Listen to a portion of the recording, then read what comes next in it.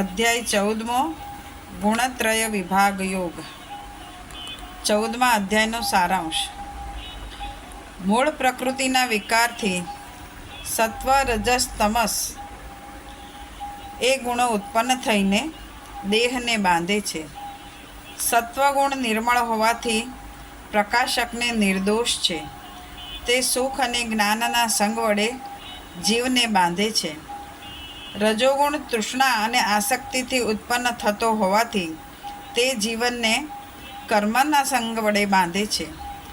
જ્યારે તમોગુણ અજ્ઞાનથી ઉપજેલ હોવાથી પ્રમાદ, આળસ અને નિદ્રા વડે જીવને બાંધે છે. સારા કર્મનું ફળ સાત્વિક અને નિર્મળ, રજોગુણનું ફળ દુઃખ અને તમોગુણનું ફળ અજ્ઞાન છે. આથી સત્વગુણથી જ્ઞાન, રજોગુણથી લોભ, મોહ અને પ્રમાદ અને તમોગુણનું ફળ અજ્ઞાન છે. સાત્વિક પ્રકૃતિવાળા ઉચ્ચ ગતિ, રજોગુણ મધ્યમાં અને તમોગુણી અધોગતિને પામે છે. આ ત્રણેય ગુણોને ઓળંગી જનાર મનુષ્ય કેવો હોય તે પૂછતા શ્રી કૃષ્ણ જણાવે છે કે જ્ઞાન પ્રકૃતિનો તિરસ્કાર ન કરતા તટસ્થ રહે, સુખ દુઃખમાં સમાન, માટી સોનું સરખા, સ્તુતિ નિંદા, માન અપમાન, શત્રુ મિત્રમાં સમભાવ, કરતાપણાનો અભાવ આદિ ગુણોનો સમાવેશ તેમાં થાય છે.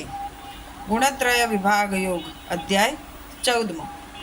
ભગવાન શ્રી કૃષ્ણ કહે છે કે હે અર્જુન, બધા જ્ઞાનોમાં જે ઉત્તમ જ્ઞાન છે, જેને જાણીને બધા જ્ઞાનીજનો, બધા મુનિઓ સંસારમાંથી મુક્ત થઈને પરમ સિદ્ધિને પામ્યા છે, તે જ્ઞાન હવે હું તને કહું છું.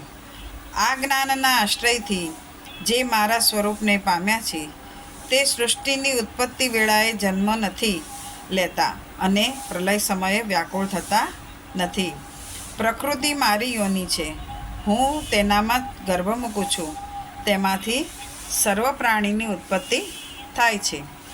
બધી યોનિઓમાં જે શરીર ઉત્પન્ન થાય છે તે યોનિનો માતા બ્રહ્મ, હું બીજને આપવાવાળો પિતા છું.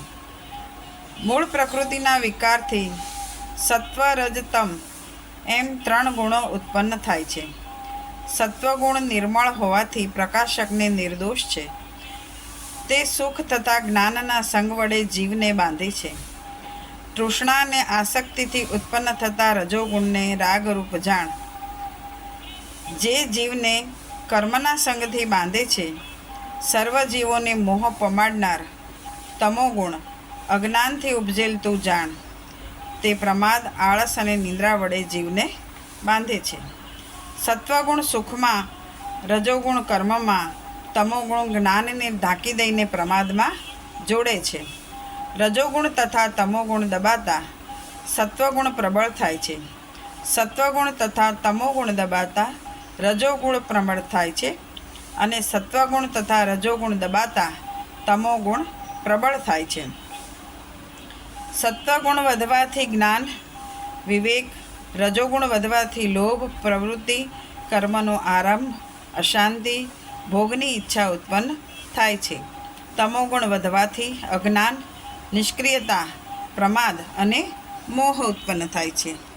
સત્વગુણની વૃદ્ધિ થતાં મરણ પછી સ્વર્ગલોક પ્રાપ્ત થાય છે. રજોગુણની વૃદ્ધિ થતાં મરણ પછી કર્મની આસક્તિવાળા લોકમાં જન્મ થાય છે. તમોગુણની વૃદ્ધિ થતાં પશુ પક્ષી વગેરે યોનિમાં જન્મ મળે છે. પુણ્ય કર્મનું ફળ સાત્વિક છે. રજોગુણનું ફળ દુઃખ અને તમોગુણનું ફળ અજ્ઞાન છે. એટલે સાત્વિકથી જ્ઞાન, રજોગુણથી મોહ અને તમોગુણથી પ્રમાદ, મોહ, અજ્ઞાન થાય છે.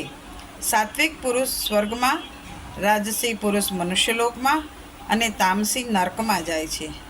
દેહના કારણરૂપ 3 ગુણો પર સંયમ મેળવી જન્મ, મૃત્યુ ને વૃદ્ધત્વના દુઃખોથી પર થઈ મોક્ષનો અનુભવ કરે છે. અર્જુન પૂછે છે, હે પ્રભુ, મનુષ્ય 3 ગુણો કેવી રીતે ઓળંગે છે? શ્રી કૃષ્ણ કહે છે કે હે અર્જુન, ક્રમ પ્રમાણે સત્વ, રજ, તમનું કાર્ય પ્રકાશ પ્રવૃત્તિ અને મોહ હોવાથી જે દ્વેષ કરતો નથી કે નહીં મળવાની ઈચ્છા કરતો નથી, મેળવવાની ઈચ્છા પણ રાખતો નથી, ઉદાસીન જેવો રહે છે, જે સુખ દુઃખમાં સમાન છે અને સ્વસ્થ છે, માટી પથ્થર અને સોનાને સમાન ગણે છે, જેને નિંદા સ્તુતિ માન અપમાન મિત્ર શત્રુ સમાન છે, તે મનુષ્યને ગુણોથી પર કહે છે. જે મનુષ્ય નિત્ય ભક્તિ યોગથી મારી સેવા કરે, મને ભજે, તે આ ગુણોથી પર રહે છે. આમ બ્રહ્મનું, સનાતન ધર્મનું ને અખંડ સુખનું સ્થાન હું જ છું. ઇતિ શ્રીમદ્ ભગવદ્ ગીતામાં શ્રી કૃષ્ણ અર્જુન વચ્ચે થયેલા સંવાદમાં ગુણત્રય વિભાગ યોગ નામનો 14મો અધ્યાય. શ્રી કૃષ્ણાર્પણમસ્તુ, શ્રી બ્રહ્માર્પણમસ્તુ, શ્રી શિવાર્પણમસ્તુ. 14મા અધ્યાયનું મહાત્મ્ય ફળ. ભગવાન શંકર પાર્વતીજીને અને ભગવાન વિષ્ણુ લક્ષ્મીજીને કહે છે કે હવે તમે 14મા અધ્યાયનું મહાત્મ્ય ફળ સાંભળો. દક્ષિણમાં મહારાષ્ટ્ર પ્રદેશમાં બ્રહ્મદત્ત નામનો એક બ્રાહ્મણ રહેતો હતો. તે પવિત્ર અને ધાર્મિક વૃત્તિવાળો હતો. જ્યારે તેની પત્ની કર્કશા અને દુરાચારી હતી. દિવસે દિવસે તેનું દુરાચારીપણું વધતું ગયું. બ્રાહ્મણે ઘણું સમજાવ્યું, છતાં તે પતિનું કહેવું માનવા તૈયાર ન થઈ. છેવટે એક દિવસ ક્રોધાવેશમાં આવી બ્રાહ્મણે તેનું ગળું દબાવ્યું અને મારી નાખી. આ દુરાચારી સ્ત્રી અનેક યાતનાઓ ભોગ્યા પછી એક રાજાને ત્યાં કૂતરીનો અવતાર પામી. બીજી બાજુ આ બ્રાહ્મણ પણ સ્ત્રી હત્યાનું પાપ લાગતા મરણ પામતા અનેક યાતનાઓ વેઠતા સસલાને જન્મ પામ્યો. એક દિવસ રાજા પોતાની કૂતરી સાથે એને લઈને જંગલમાં ગયો શિકાર કરવા. ત્યાં રાજાએ સસલાનું એક ઝુંડ જોયું, જેથી તેણે કૂતરીને છૂટી મૂકી દીધી. કૂતરી સસલાની નજીક આવી. તેણે તેમાં પૂર્વભવના પતિને જોયો. તેનો બદલો લેવાની વૃત્તિ થઈ ગઈ. સસલાઓ કૂતરીને જોતા ભાગવા લાગ્યા. કૂતરી બીજા સસલાઓની સામે નજર ન કરતા પોતાનો પતિ હતો તે સસલાને દોડીને પકડ્યું. સસલો પણ પોતાના પૂર્વભવની પત્નીને ઓળખી ગયો. તેને પોતાનું ગળું છોડાવી બેહોશ હાલતમાં તેણે જીવ બચાવવા ઝડપથી ભાગવા માંડ્યું. આ સસલો એક મુનિના આશ્રમના દ્વાર આગળ આવીને મરણ પામ્યો. કૂતરી પણ ત્યાં આવીને પહોંચી. ઓચિંતાનું એક ઝાડ પડતા તે પણ ત્યાં જ મૃત્યુ પામી. રાજા કૂતરીને શોધતો આવ્યો.